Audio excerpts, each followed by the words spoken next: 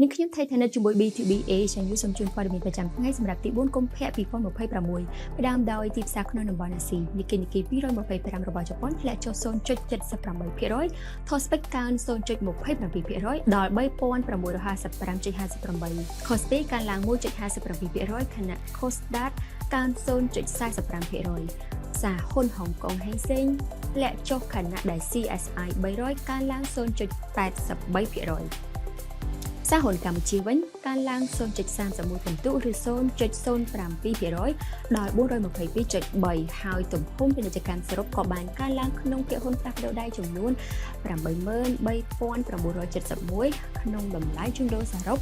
434.8 លានរៀលឬជាង $108,000 អាមេរិក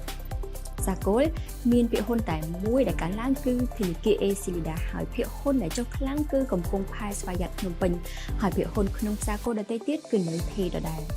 សារកំណើនវិញ BDB Engineering នៅថេ JS Land និង Picasso City Garden ធ្លាក់ចុះប្រាក់រៀលខ្មែរបានធ្លាក់ចុះមកដល់ត្រឹម $4,032 រៀលក្នុង$1អាមេរិកខណៈដុល្លារកើនដល់ 97.54 ទំនិញសកលវិញតម្លៃប្រេងមានស្ថិរភាពកាលពីថ្ងៃពុធអនាគតប្រេងឆៅ Brent បានកើនឡើង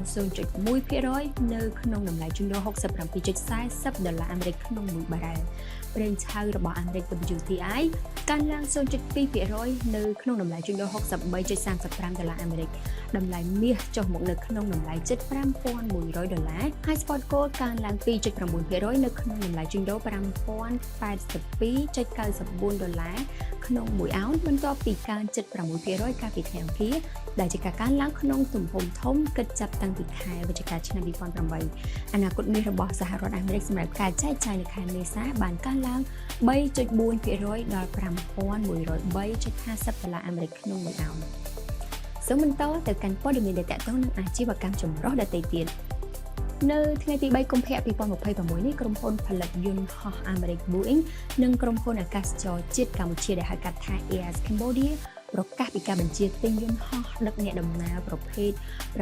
737 Max សរុបដល់20គ្រឿងនៅក្នុងកិច្ចព្រមព្រៀងដែលបានបង្ហាញនៅឯពិព័រណ៍ Singapore Air Show ដែលជាការកត់សម្គាល់នៅការទិញយន្តហោះ Boeing ដំបូងបង្អស់របស់ក្រុមហ៊ុនអាកាសចរអាស៊ីអាគ្នេយ៍នាវាទេសចរ Costa Serena អ៊ីតាលីបានចុះចតនៅកំពង់ផែស្វយ័តក្រុងព្រះសីហនុកាលពីថ្ងៃពុធដោយនាំអ្នកដំណើរអន្តរជាតិជិត 3,000 នាក់ទៅកាន់គោលដៅទេសចរមាត់សមុទ្រដ៏សំខាន់របស់កម្ពុជានេះជាការជំរុញតួលេខទេសចរកម្ពុជានៅដើមឆ្នាំ2026ផងដែរកម្ពុជានិងប៉ាគីស្ថានបានបដិញ្ញាពង្រឹងទំនាក់ទំនងនិងធ្វើឲ្យទំនាក់ទំនងកាន់តែស៊ីជម្រៅក៏ដូចជាការជំរុញផលប្រយោជន៍ផ្នែកសេដ្ឋកិច្ចនិងការផ្លាស់ប្តូរយុទ្ធសាស្ត្រទៅវិញទៅមកក្នុងដំណើរបំពេញទស្សនកិច្ចផ្លូវការនៅភ្នំពេញកាលពីថ្ងៃពុធប្រធានព្រឹទ្ធសភានៃប្រទេសប៉ាគីស្ថានបានជួបពិភាក្សាការងារកម្រិតខ្ពស់ជាមួយប្រធានរដ្ឋសភាកម្ពុជាកិច្ចប្រជុំនេះគឺផ្ដោតលើចក្ខុវិស័យរួមនៃការបង្កើនទំនុកចិត្តនិងពង្រីកកិច្ចសហប្រតិបត្តិការលើវិស័យសំខាន់មួយចំនួន